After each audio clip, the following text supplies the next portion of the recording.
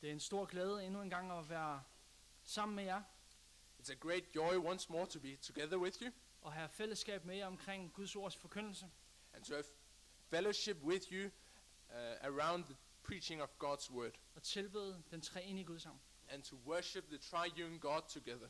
Det er en glæde at være sammen med så mange fra forskellige nationer It's a great joy to be together with people from so many different nations og så høre nogle af jeres historier og vidnesbyrd and hear some of your stories and testimonies om hvad det er Gud gør i og igennem jer, and to hear what God has done in and through you hvordan Guds rige bliver udbredt rundt omkring and how the kingdom of God is being built all around the place og hvordan Guds menighed også bliver bygget op.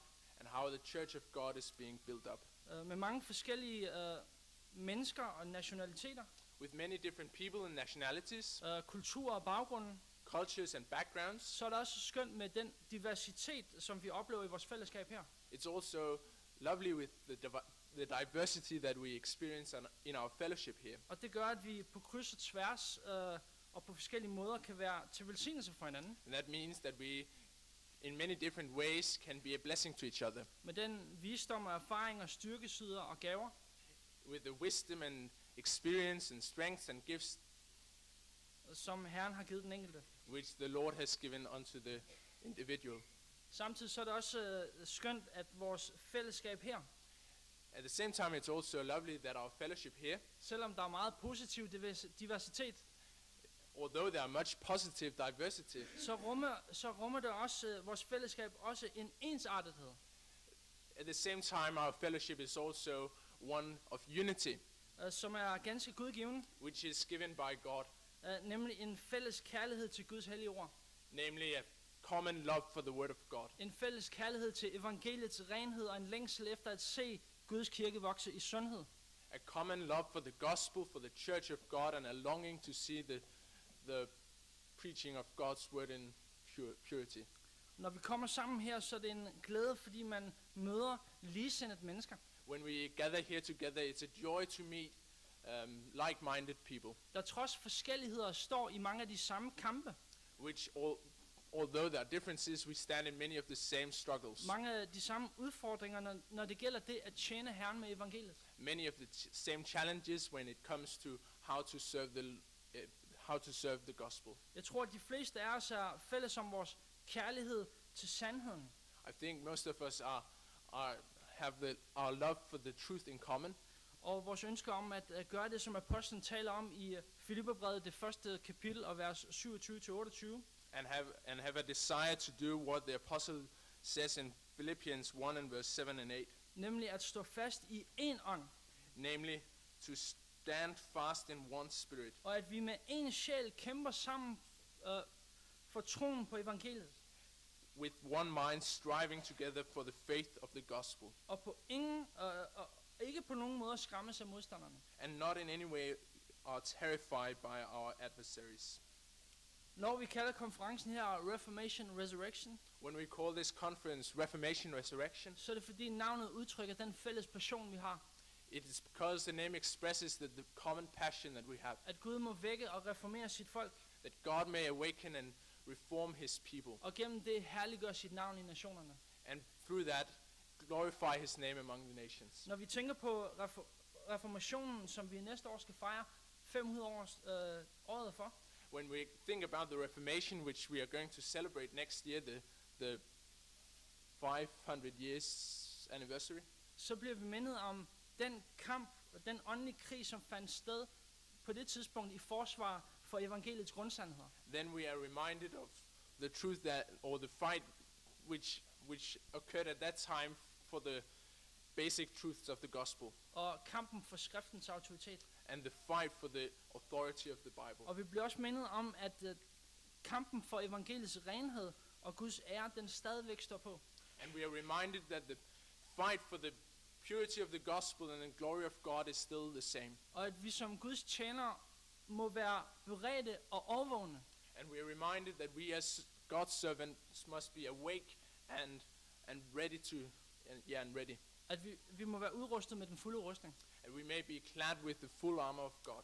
Men hvordan skal vi kæmpe kampen i tjenesten for vores Herre Jesus Kristus? But how are we to fight in the fight for the ministry of Christ. Og det er det tema, som jeg gerne vil tale om i dag, og mit udgangspunkt, det bliver en passage, And that is what I'm going to talk about today, and my starting point will be a passage der omhandler en af Bibelens måske mindre kendte helte, which concerns one of the less known heroes of the Bible, nemlig Epaphroditus. namely Epaphroditus. Om lidt så skal vi læse passagen sammen fra Filipperbrevet, det andet kapitel fra vers 25 til 30. In a minute we will read the passage together from Philippians 2, verse 25 to 30. Det at se bestemte personer i Bibelen, eller bestemte personer i kirkens historie, To look at different people in the Bible or different people in the history of the church, også at se hen til bestemte personer i vores tid nu, and also to look to certain people in our own time som en vejledning til os omkring, hvordan vi bør leve. as a guidance for us as to how we should live. Det er et bibelsk princip. It's a biblical principle. Forfatteren til Hebræerbrevet skrev i Hebræerbrevet kapitel 13, vers 7, The author of Hebrews wrote in Hebrews 13:7, hvor han skriver, tænk på jeres ledere, he wrote, "Remember those who rule over you, som har talt Guds ord til jer. who have spoken the word of God to you, Betragt udfaldet af deres livsløb whose faith follow, og efterlign deres tro. considering the outcome of their conduct." Grunden til, at det gavner os at betragte visse personers livsløb og efterligne deres tro, The reason why it is a good thing for us to look at certain people's life and to imitate their faith det er fordi deres livsløb og deres tro var formet af deres kærlighed til Jesus Kristus. is because their life and their faith was formed by their love to Christ, Og deres overgivelse til at tjene ham med alt det, som Gud har betroet dem. and their service with all their life to serve God with all their gifts. Det er nogle mennesker, som Herren på en særlig måde har lagt sin hånd på. It was men or people whom the Lord in a special way had put his hand on, Og som Johannes åbenbaring 12:11 siger, ikke har deres liv forkert til at gå i døden. and as Revelation 12:7 says, they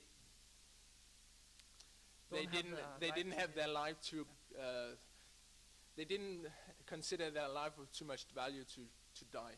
De har sat deres hånd på ploven They have put their hand on the plow, og aldrig set sig tilbage igen. and they do not look back. De har set sejrsprisen i Jesus Kristus, They look forward to the victory, the price of victory in Christ Jesus, som vi som troende er kaldet til. which we as believers are called unto. Og de har sat sig for ihærdigt at jage mod målet. And they have decided diligently to strive for the goal. Epaphroditus var en sådan person. Epaphroditus was such a person. Og vi gør ret i at betragte også det, han gjorde, og efterligne hans tro.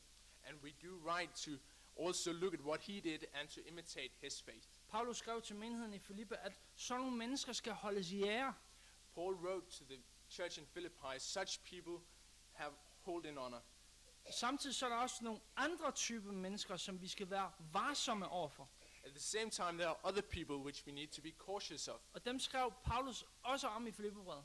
And Paul also wrote about those in Philippians. Han skrev både om nogen, der sandsynligvis var kristne, og nogen, der bestemt ikke var kristne. He wrote both about people who seemed to be Christian and about people who absolutely wasn't Christians. Den første gruppe var dem, han kaldte for brødre, The first group he called brethren, som ikke havde rene motiver, men det var nogen, som hele tiden ville hævde sig selv. who didn't have pure motives but always wanted to build themselves up. Og senere i det 3. kapitel, så advarer Paulus igen mod en anden gruppe. And later in a third chapter, Paul warns against a third group, En gruppe, som virkelig de skulle være varsomme overfor. a group against which the Philippians should take care. Det var judaisterne, They were the de Judaizers, skamskårne, those beware of the mutilation, he says. de der lever for sig selv, Those who live unto og themselves, kun tænker på de jordiske ting, who live for the earthly things, og er fjender af Kristi kors. and who are enemies of the cross of Christ. De er bestemt ikke værd at efterligne. They are absolutely not worth following. De ender i fortabelse, skriver Paulus. They end in damnation, Paul writes. Men personer som Timotheus og Epaphroditus, But people as Timothy and Epaphroditus, de skal holdes i ære. they need to be held in honor. De er værd at efterligne. They are worth imitating. Fordi deres liv var kendetegnet ved, at de lagde deres egne krone ned. Because their life was characterized by the fact that they put down their own crown. Og de sagde, Herre, brug mig som du vil. And they said, Lord, use me as you will. De var villige til at gå af den smalle og den krogede vej for Kristus. They were willing to walk the narrow and the little or the bended way for Christ. De forstod, at efterfølgelse har en pris. They understood that following after Christ had a price. Og at det kristne liv meget ofte betyder, at vi må ofre vores egen bekvemmelighed. And that the Christian life very often means that we must sacrifice our own comforts For at ære Kristus i tjenesten. in order to honor Christ with our service. Paulus han skrev, i et og alt er jeg indviet. Paul wrote, in one and in everything I am I'm dedicated. Og Epaphroditus havde den samme ånd og den samme indstilling. And Epaphroditus had the same spirit and the same attitude. Så lad os nu sammen betragte den her bror i Herren. So let us now together consider this brother in the Lord. Og bede Gud om at bruge den her tekstpassage som en opmuntring og en udfordring. And pray that the Lord may use this passage to be an encouragement and a challenge. Og en vejledning og en formaning måske også til at efterligne hans eksempel og tro. A guidance and an exhortation to imitate his faith. Filipperbrevet, det andet kapitel, Philippians, the second chapter, og fra vers 25-30, vi læser sammen. and verse 25 to 30 we read together in Danish. Jeg læser på dansk. Jeg har ment det nødvendigt at sende Epaphroditus til jer, min bror og medarbejder og medkæmper, i jeres egen udsending, som I sendte til at tjene mig med, hvad jeg havde brug for. Han har nemlig længtes efter jer alle, og været urolig, fordi I havde hørt, at han var syg. Og syg har han været, døden nær, men Gud var barmhjertig mod ham. Og ikke mod ham alene, men også mod mig, så jeg ikke skulle have sorg på sorg. Så meget mere ivrig er jeg for at sende ham, for at I skal glæde jer på ny ved at gense ham, og selv have mindre grund til sorg. Tag nu imod ham i hans navn med stor glæde, og hold den slags mennesker i ære. For under arbejdet for Kristus satte han livet på spil, og var nær ved at dø for at opfylde, hvad der endnu stod tilbage i jeres tjeneste for mig. Amen. Amen. Det, der går forud for den her passage her, What precedes this passage here det er Paulus' omtale af Timotheus, is Paul speaking about Timothy, hvor han indledningsvis giver udtryk for sit håb om at sende Timotheus tilbage til Filippi. where he starts by expressing his hope to send Timothy to Philippi. Med andre ord, så var det ikke en definitiv plan, In other words, it was not a definite plan, men apostlen håbede og ønskede på, at det kunne blive en mulighed. but the apostle hoped and wished that it might become a possibility. Ligesom han også udtrykte tillid til, at han selv kunne komme tilbage til menigheden Even as he expressed hope that he might come to the church himself og besøge menigheden inden for den nærmeste fremtid. and visit the church in the near future. Men her i vores tekst så bemærker vi, at om Epaphroditus, But here in our text we see about Epaphroditus, at Paulus udtrykker nødvendigheden i at sende Epaphroditus tilbage til menigheden. that Paul expresses the necessity of sending Epaphroditus back to the church. Og i det efterfølgende vers, så bliver det også klart for os, hvorfor dette var en nødvendighed. And in the succeeding verses or subsequent verses, we also see why it was necessary for Paul to send back Epaphroditus, Frem for bare en mulighed eller et ønske. and not just a possibility or a wish. Men før forklaringen kommer, så ærer apostlen Epaphroditus med 5 titler. But before this explanation comes, the apostle honors Epaphroditus with 5 titles, Og det er nogle titler, som faktisk er meget beskrivende, når man tænker over det. and it's titles which are actually very descriptive if you think about it. Han omtaler Epaphroditus som sin bror, He mentions Epaphroditus as his brother, medarbejder, fellow worker, medkæmper, fellow soldier, udsending, your messenger, og som en led i den udsendelse også en tjener. and also as a minister. Fordi det var det, han kom for at gøre, at tjene Paulus med det, han har brug for. Because that was what he came to do, to serve Paul with what he had need of. James Montgomery Boyce bemærker, James Montgomery Boyce says at ud af alle de, som Paulus ærer i sit brev til Filipperne, that out of all those people which the apostle honors in his letter, så er det den her stort set ukendte lægmand, som får den største opmærksomhed. it is this almost unknown layman who gets the greatest attention. I hele det nye testamente, så bliver Epaphroditus kun nævnt i det her brev. In all of the New Testament, Epaphroditus is only mentioned in this letter. Her i vores tekst, og så i kapitel 4, vers 18. Here in our text, and then in chapter 4, verse 18. Men det er mere end nok til, at vi kan få indsigt i, hvem han var. But it's more than enough for us to get an insight into who he was, Og den velduft af Kristus, som han spredte gennem sit liv i tjenesten for sin Herre Jesus Kristus. and the sweet smelling Savior which he spread through his service to Christ. Hans navn, det kommer af ordet Afrodite, His name comes from the word Aphrodite, som blandt andet betyder elskværdig. which among other things means lovely. Og det passer også meget godt på hans person. Han var elskværdig. But it also fits his person very well that he was worthy of love. Men samtidig så var det her navn jo også et navn på en af de græske gudinder. But at the same time, this name was also a name of one of the Greek goddesses. Og det kunne tyde på, at Epaphroditus var en græsk hedning, der var kommet til omvendelse og tro på Jesus Kristus. And it could suggest that Epaphroditus was a Greek heathen who had come to faith in Christ Jesus. Hvorom alting er, så ærer Paulus ham for den person, han nu var blevet i Kristus. At least the apostle honors this man for the person that he had become in Christ, I kraft af Guds nåde imod ham. because of God's grace toward him. Og den første titel, han giver Epaphroditus, det er min bror. And the first title he gives him is my brother. Paulus omtaler ham som sin egen bror. Paul considers him as his own brother. Ikke bare fordi, at Paulus med det vil sige, at Epaphroditus han var en kristen. Not just to say that Epaphroditus was a Christian, Fordi det var jo indlysende for Filipperne, at han selvfølgelig var en kristen. because that was quite evident to the Philippians that he was a Christian. Men med kendeordet min foran bror, But with the pronoun mine before brother, som faktisk ikke var normalt på den her tid, which actually wasn't very normal Så to say at this time, så udtrykker Paulus både sin nære relation til ham, Paul both expresses his near relation to him og det han helt konkret føler i sit hjerte for ham. and what he feels in his heart for him. Broderkærlighed. Brotherly love.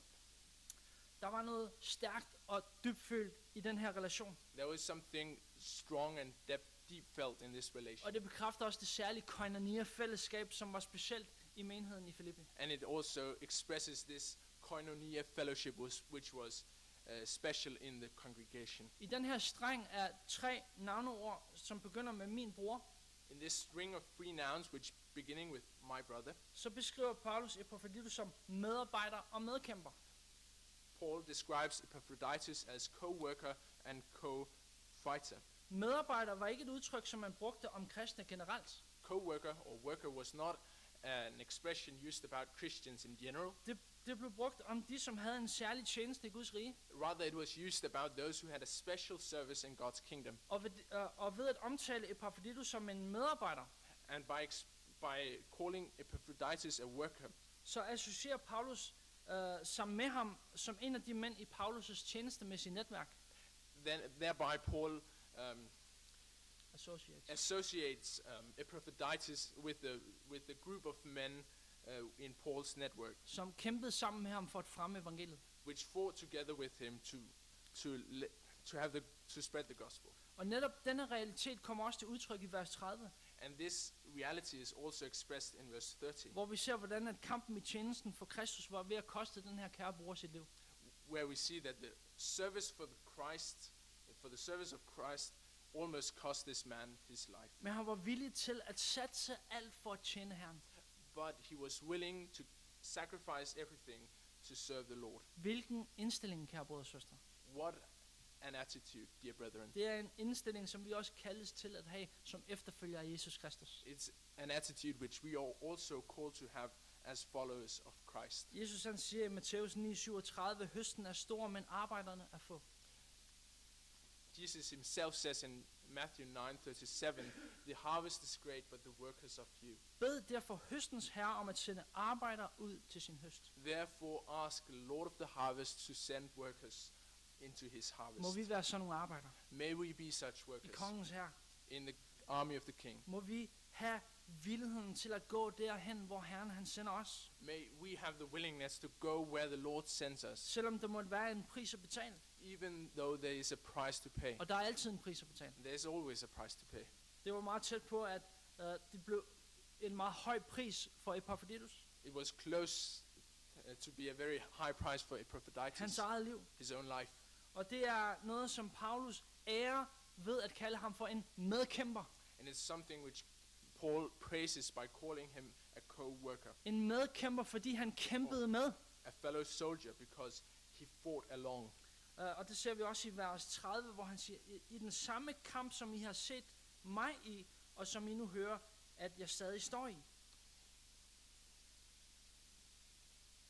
It doesn't say, Nå, okay. it's, yeah, what's sorry. Okay. In the same battle, ja. Yeah, in the same battle which you have seen Paul in, and which you still hear that I am in. Selve udtrykket medkæmper, The very expression fellow soldier, som Paulus han bruger her, which Paul uses here, det er et militært udtryk, is a military term, som svarer til medsoldat. which is the same as co-soldier, Og det er også det, der bliver brugt i mange af de engelske oversættelser. which is also what is used in many English translations. Udtrykket, det formidler et billede af en soldat, der kæmper side om side.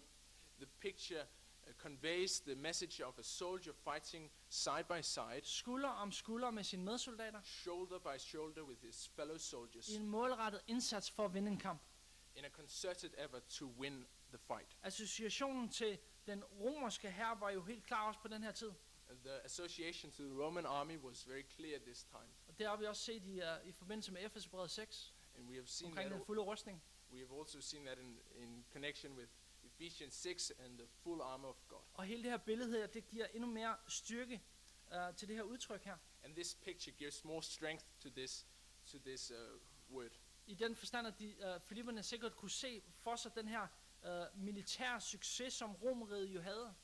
In that the Philippians probably could see or imagine the military success which the Roman army had Og den her effektive kampdisciplin, som de havde.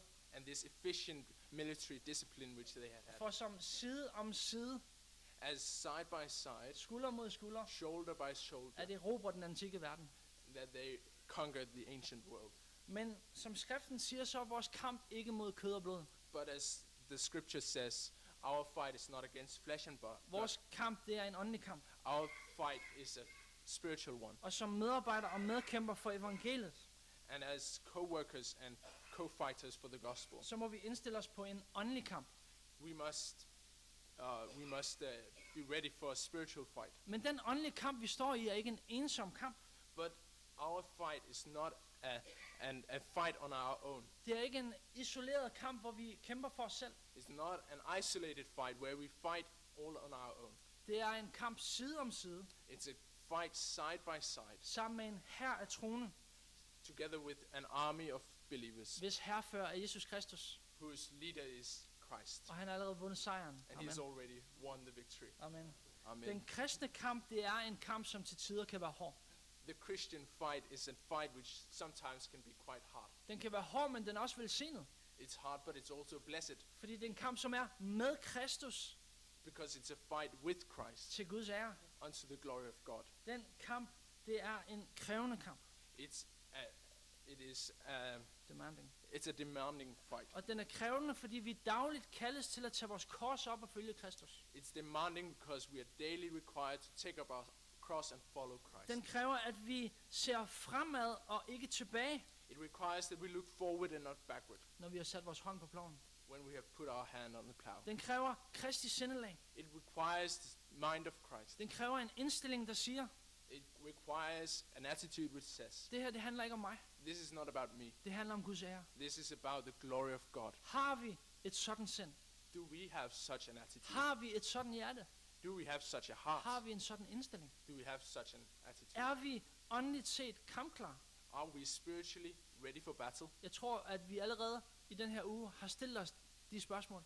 I think we have already in this week posed these questions to Og ourselves, det skal vi gøre endnu mere fremover. and we need to continue doing Er that? vi åndeligt overvågne, Are we spiritually awake, eller er vi sløve og passive? or are we slow and passive? Det er et vigtigt spørgsmål for den troende at stille. It's very important questions for the believer to Fordi ask. ligesom Epaphroditus, så er vi kaldet til at være medkæmper for evangeliet. Because just as Epaphroditus, we are called to be co-fighters for the gospel. Paulus han kalder os også for, kalder Epaphroditus for menighedens egen udsending. Paul also calls Epaphroditus the own messenger of the church. Vers 25b, som I sendte til at tjene mig med, hvad jeg havde brug for.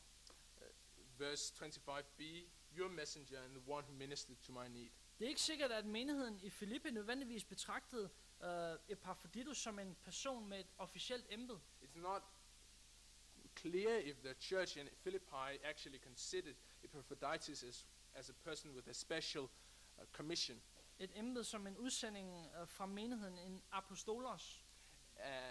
as sent one from the church, an apostolos, En, der var sendt ud, og det er også det her udtryk, vi har, apostel. and one who was sent out in the same expression we have in the word apostle. Men med det her udtryk, så ærer Paulus Epaphroditus over for menigheden i sit brev. But with this expression, Paul honors Epaphroditus to the church. Han siger, at den her bror, det er jeres egen apostolos. He says to the church, this brother is your own apostle. Sendt ud apostolos. til at tjene mig med, hvad jeg havde brug for. Sent out to serve me with what I needed. Naturligvis så brugte Paulus ikke udtrykket, som vi forstår det i Efeserbrevet 2:20. Obviously, the apostle doesn't use the word in the same sense as in Ephesians 2:20, Hvor apostlerne og profeterne omtales som de hvis grundvold, som profeterne omtales som de hvis grundvold kirken bygger på. where the apostles and prophets are described as the ones on which as the foundation on which the church is built, Med Kristus Jesus selv som hovedhjørnesten. with Christ Jesus himself Det as the er chief naturligvis cornerstone. en kategori for sig selv. That is quite naturally a category on its own. Men udtrykket apostolos bliver også brugt i generel forstand But the expression apostolos is also used in a general way, til at tale om de Guds tjener, der blev sendt ud i tjeneste for Herren. to be used about those men who were sent out as servants of the Og det Lord. er i den forstand, at Paulus han ærer Epaphroditus. And it is in this sense that Paul honors Ved at Epaphroditus. bruge det her udtryk, så siger apostlen underforstået til menigheden. By using this expression, the apostle says to the church, Det her, det skal I have respekt for. you need to have respect for this. Det er ikke alle, man bare lige kan sende ud på sådan en farlig missionsrejse her. It's not everybody you can just send out on a dangerous mission Det trip. kræver en person med en vis karakter. It requires a person with a certain character. Det kræver en person med mod og integritet. It requires a person with courage and integrity. Mod, fordi at der var rigtig meget undervejs, der kunne have taget mod fra ham. Courage because on the way there would have been many things which could have robbed him of his courage. Herunder hans sygdom. Among other things, his illness. Men han holdt fast under prøvelsen. But he stood the test. Som der også står om Timotheus i vers 22, så stod han sin prøve. As it says about Timothy also in verse 22, he stood his test. Og en anden ting, det også krævede, var integritet. And the other thing it also required was integrity. Det krævede integritet, fordi der var mange fristelser, der kunne opstå under prøvelser. It requires integrity because in trials many temptations can come. Og ens hjerte kan fristes til at trække i den forkerte retning. And one's heart can be tempted to go in the wrong direction. Vi skal huske på, at Epaphroditus blev faktisk sendt afsted med en pengegave til Paulus. Remember that Epaphroditus was actually sent with a money gift to Paul. Det ser vi i det 4. kapitel. We see that in the 4th chapter. Det var sandsynligvis en pengegave af en betydelig størrelse. It was probably a gift of quite an amount of money. Og det i sig selv kunne have udgjort en stor fristelse for mange. And that in and of itself could have been a great temptation for many. Men Epaphroditus var en mand af integritet. But Epaphroditus was a man of integrity. Mod, Courage, integritet, integrity, uselviskhed, unselfishness, villigheden til at stå sin prøve willingness to stand the test, og lægge sit eget ned for at tjene Kristus. and lay down his own to serve Christ. Det er det, som teksten, kære brødre og søstre, udfordrer os til at betragte og efterligne. That is what the text challenges us to look at and to imitate. Læg mærke til hans uselviskhed i vers 26. look at his unselfishness in verse 26. Hvem er det, han tænker på og er urolig for? Who is it that he's thinking about and concerned about? Er det ham selv, fordi han er på en farlig rejse? Is it himself because he's on a dangerous Er det journey? hans helbred, fordi han er truet af sygdom? Is it his health because he is threatened by illness? Er han bekymret for, om han overhovedet kan klare at gennemføre den her rejse og komme tilbage til menigheden i god behold? Is he thinking about, can I ever complete this journey and come back to my church? Og han tænkte, det gjorde han tænkte ikke på sig selv. No, he didn't think about himself. Han var urolig for menigheden, And he was concerned for the church fordi de havde hørt, at han var syg. because they had heard that he was sick. I vers 27 beskriver Paulus, hvordan Gud havde været barmhjertig imod Epaphroditus. In verse 27, Paul describes how God has been merciful to I forhold Epaphroditus til hans sygdom, with regard to his illness, men også barmhjertig imod Paulus. but also merciful toward Paul, Både fordi han kom med en tiltrængt gave, both because he came with a gift, men jeg tror i endnu højere grad, fordi Epaphroditus kom but in an even greater way, I think it's because Epaphroditus came med den gave, som han selv var fra Gud. with the gift that he himself was from God, Med den person, som han var. with the person that he was, Med det hjerte, som han havde fyldt med Jesu kærlighed. with the heart that he had full with the love of Og den Christ, tjenestevilje, som han havde. and the servant mind that he had, Og den trøst, han blev for Paulus i Paulus' sorg. and the comfort that he became for Paul in Paul's sorrow. Han skriver i slutningen af vers 27, så jeg ikke skulle have sorg på sorg. He writes in the end of chapter verse 27, lest I should have sorrow upon sorrow. Et af de gennemgående temaer, som vi ser i Filipperbrevet, det er temaet glæde. One of the themes in Philippians is joy. Men det Paulus siger her, det er ikke, at hans glæde var på spil. What Paul says is not that his joy was all on stake here, Som om, at han på den måde skulle være påvirket af omstændighederne. as if he was in that way tested, or the circumstances would change the fact of his joy. Hans glæde i Kristus var fuldkommen.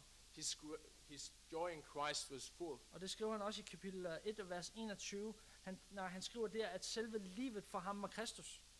He also writes that in chapter 1 verse 22, where he says, for me to live is Christ. Men på det rent menneskelige plan, så oplevede han sorg. But on a human level, he did experience sorrow. Det sørgede ham at se, når dem han elskede, de tænkte og handlede forkert.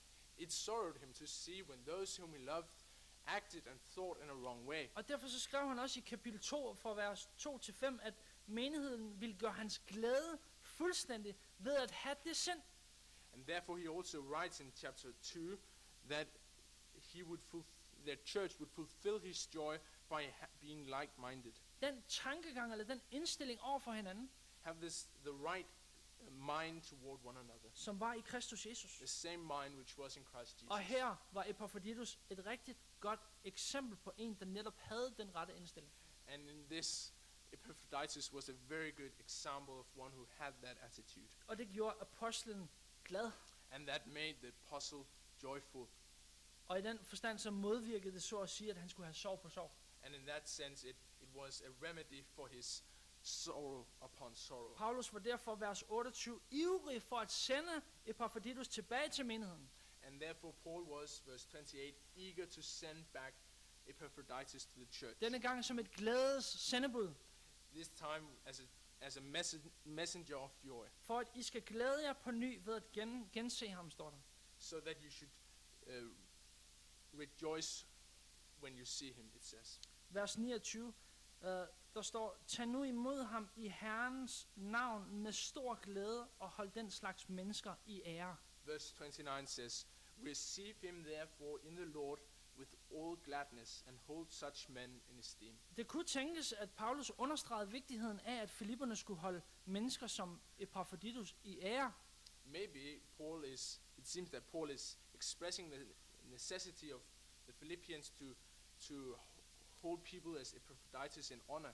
Fordi de netop havde en tendens til det modsatte. Maybe because they had a tendency to the opposite. Men han formaner dem og siger, tag nu imod ham med den rette indstilling. But he exhorts them and says to them, now receive him with the right estimation. Hvilken indstilling er det? What kind of attitude is that? Han har givet eksempler på den indstilling i hele kapitlet. And he has given examples of that attitude throughout the chapter. Kristus først og fremmest. Christ first and foremost. Og som efterfølger af Kristus. And as follower of Christ, Paulus, Paul, Timotheus, Timothy, Epaphroditus. Epaphroditus. Den indstilling. That attitude. Teksten formaner os til som Kristi tjener både at have denne Kristi indstilling, The text exhorts us to be as followers of Christ, to have that attitude, men også at holde de mennesker i ære, som netop med deres eget liv og tjeneste but also to esteem such people who by their life and service er et vidnesbyrd om denne kristelige indstilling. is a witness to this attitude of Christ. I Epaphroditus så ser vi et eksempel på en Hebræerbrevet 13:7 person. In Epaphroditus, we see an expression of an Hebrews 13:7 person, Som vi bør betragte og efterligne. one whom we need to look at and imitate. Han havde ikke sit eget liv forkert til at gå i døden. He didn't have his life hold his life too precious to go into death. Og nu når jeg nævner døden, så er døden faktisk død et tema i kapitel 2. And now I mention death. Death is actually a theme in chapter 2. I vers 8 står der, at han, Kristus, ydmygede sig og blev lydig indtil døden. Ja, døden på et kors. In verse 8 it says, he humbled himself and became obedient to the point of death, even the death on the cross. I vers 17, der ser vi den mulige udgivelse af Paulus' blod i hans død. In verse 17 we see the possible pouring out of Paul's blood in his death. Vers 27, Epaphroditus var døden nær. In verse 27, Epaphroditus was sick almost unto death. Og så vers 30, And then verse 30. for under arbejdet for Kristus satte han livet på spil og var nær ved at dø for at opfylde, hvad der endnu stod tilbage i jeres tjeneste for mig.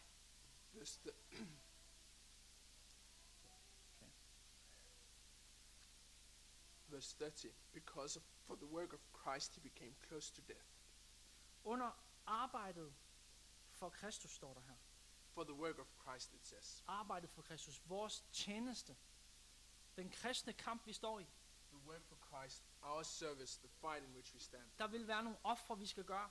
There are to be some sacrifices we are to Men i make. forhold til det her tema om død, som vi ser her, But in connection with this theme of death that we see here, så rummer de ofre, som vi måtte gøre, kun betydning our sacrifices only have meaning i kraft af det ultimative offer, som bliver beskrevet for os fra vers 6 til 11. in light of the ultimate sacrifice which is described for us in verse 6 to 11. Kristus var ikke døden nær. Christ wasn't near unto death. Kristus gik i døden for sit folk. Christ went into the death. for Han his gav people. sig selv hen for os i lydighed mod sin fader, He gave himself for us in obedience to his indtil Father, døden på et kors. unto the death of Han ofrede cross. alt, He sacrificed everything, og hans offer var tilstrækkeligt. and his sacrifice was sufficient. Hans offer var tilfredsstillende. His sacrifice was enough. Hans offer var eviggyldigt. His sacrifice was eternal. Han var et sonoffer for vores synd. He was a sacrifice for our Synden sin. blev lagt på ham. The sin was put on him. Alle synder, som hans folk havde begået, All the sins that his people had committed, fortid, nutid, fremtid. past, present, and future. Og, og han blev straffet for den synd And he was punished for that sin med døden, skønt han var uskyldig. with death, although he was innocent. Som Guds hellige, skyldfri og fuldkomne retfærdige lam, As God's holy and guiltless and just lamb, som opfyldte alt det, as who fulfilled all this, alt det, som han blev sendt for at udrette, all that which he had been sent to fulfill. så var hans offer fuldkommen, His sacrifice was perfect og dermed også eviggyldigt. and therefore also eternal. Gud tog imod det. God received it. Straffen blev betalt. The price was paid. Skylden blev renset væk. The guilt was cleansed. Gældsbeviset blev naglet til korset. Our guilt was nailed Dødens, to the cross. dødens magt blev besejret, da Kristus opstod fra graven.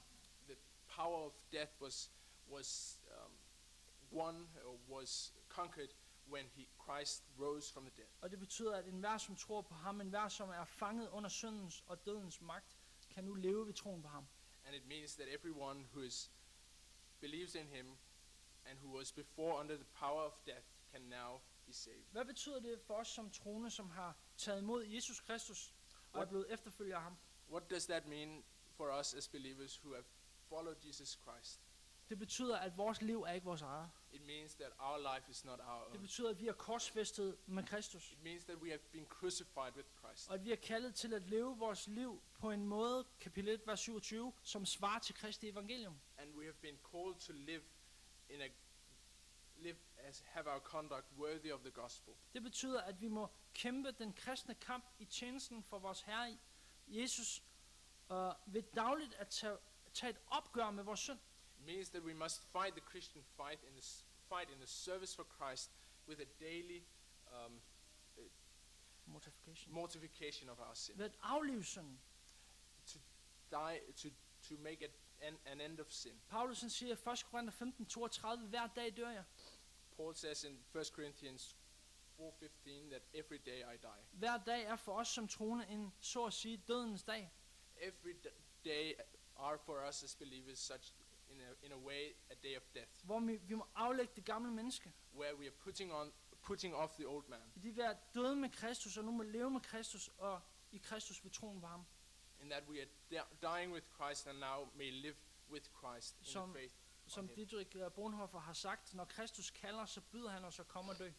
As Dietrich Bonhoeffer said, when Christ calls us, he calls us to come and die. Jesus han sagde, for den der vil frelse sit liv, skal miste det. He said, as Jesus said, the one who wants to save his life shall lose it. Men den der mister sit liv på grund af mig, evangeliet, skal frelse det. But the one who loses his life shall save it. Det vidnesbyrd, det ser vi i Epaphroditus. We see that witness in Epaphroditus. Et vidnesbyrd om en mand, som var villig til at miste sit liv for Kristus og evangeliet. It's a testimony of a man who was willing to sacrifice all for Christ. Fordi han ikke levede for sig selv, men for Gud i himlen, der havde sendt ham ud i tjeneste for ham. Because he didn't live for himself, but for God in heaven who has sent him to the service. Og den indstilling, han havde, det var en kristelig indstilling. And the attitude he had was a Christian attitude. Det er en indstilling, der siger, jeg giver villigt afkald på mit eget. It said, I willingly sacrifice my own. For at tjene Herren og tjene andre i kærlighed til Kristus. In order to serve the Lord and serve others in love for Christ. Kristus, som gav det største afkald. Christ who made the greatest sacrifice. Kristus, som gav det største offer. Christ who made the greatest offering. I sit offer på korset for at frelse mig. In the sacrifice on the cross to save me. Død betyder vores liv. His death means our life. Men vores liv i ham betyder også vores død til selvet. But our life in him also means our death vores to ourselves. Død til det gamle menneske. Our death to the old man. Til synden, som hersker i vores dødelige lemmer. To sin which reigns in our old man. Romerbrevet 8:13 siger, hvis vi lever i lydighed mod kødet, skal I dø. Romans 8:13 says, if you live in obedience to the flesh, you will die. Men hvis I ved åndens hjælp dræber legemets gerninger, skal I leve. But if you by the Spirit mortify the deeds of the body, you shall live. Vi kan ikke kæmpe den kristne kamp i tjenesten for Herren, hvis ikke vi dagligt beder om Guds ånds hjælp. We cannot serve Christ if we do not daily ask for the Spirit's help. Til at hjælpe til at dræbe legemets gerninger. To kill the lust of the body. Ja, vi skal skynde os lidt her. We are to hurry up. Okay. Men med Herrens mægtige styrke. But with the mighty strength of the Lord. Ved Guds nåde og Guds hjælp. With God's grace and God's help. Så kan vi iføre os den fulde rustning. We can put on the full armor. Og når vi betragter Epaphroditus, som vi har gjort her i dag. And as we look at Epaphroditus as we have done here today. Så får vi et rigtig godt eksempel på en mand, som havde aflagt sit eget. We have a good picture of a man who had put off his own. En mand, som havde rustet sig med et tjenersind. Who had clad himself with an attitude of a servant. Et tjenersind, som vi ser det i Guds ord. A servant heart as we see it in the word of God. Integritet. Integrity. Mod. Courage. Ydmyghed. Humility. Lydighed. Obedience. Villighed til at give afkald. Willingness to give up his own. Og dermed rustet sig til at kæmpe kampen for Kristus. And therefore to armor himself to fight the good fight in Christ. Hvordan sejrer vi i den kristne kamp, som vi står i? How are we victorious in the Christian fight in which we stand? En af de ting, vi kan gøre, det er at efterligne Epaphroditus. one thing we can do is to imitate Epaphroditus. Epaphroditus, som havde den her ånd og den her indstilling, som siger, Epaphroditus, who had this spirit and this attitude, which says, jeg tilhører ikke mig selv. I do not belong to myself. Jeg tilhører Kristus. I belong to Christ. Jeg er hans. I am his. Mit liv er ikke mit eget. My life is not my own. Mit liv er hans. My life is his. Jeg vil gå på hans vej. I will walk in his way. Ikke på min egen vej. Not in my own way. Jeg vil gøre hans vilje. I will do his will. Ikke min egen vilje. Not my own will. Jeg vil lyde hans ord. I will obey his word Og ikke verdens frugtløse visdom. and not the fruitless wisdom of this world. Alt andet end Kristus, det regner jeg for skarn.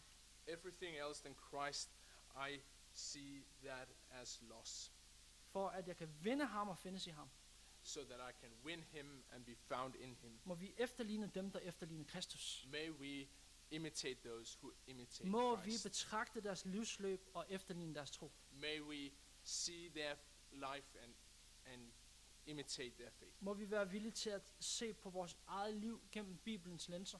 May we be willing to look at our own lives through the lenses of the Bible Og spørge os selv, om vi er rustet til at kæmpe den kristne kamp i tjenesten for Gud. and ask if we are clad, armored to fight the good fight for the Lord. Må vi som troende være villige til at gøre op med alt i vores liv, som hindrer os i at tjene Kristus med den indstilling, som vi er kaldet til at have. May we do away with all things in our lives which might hinder us to serve God in our serve God. in Christ. Må Herren give dig noget May the Lord give grace til at tjene ham i åndens kraft, to serve him in the strength of the Spirit, med Kristi sindelag, with the mind of Christ, for hans navns skyld for the sake of his name, og til Guds ære. and for the glory of God. Skal vi bede sammen? Let us pray together.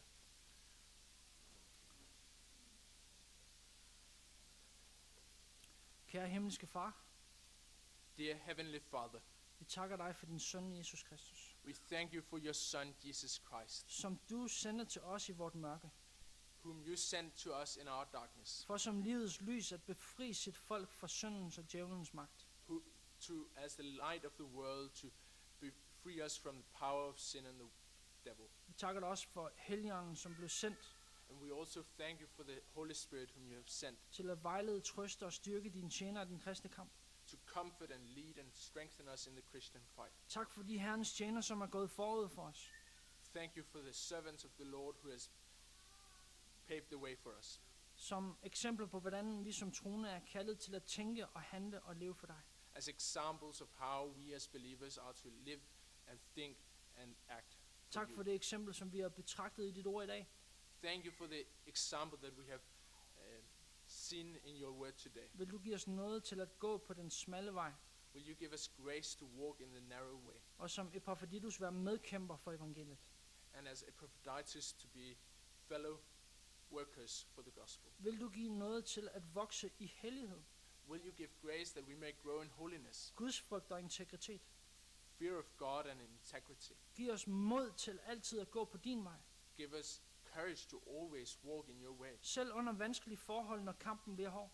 even under difficult circumstances when the fight will be hard. Det beder vi om for dit store, vidunderlige navns skyld. We ask all this in the name, because of your great and wonderful name. I Jesu navn. In the name of Jesus. Amen. Amen. Skal vi rejse os op og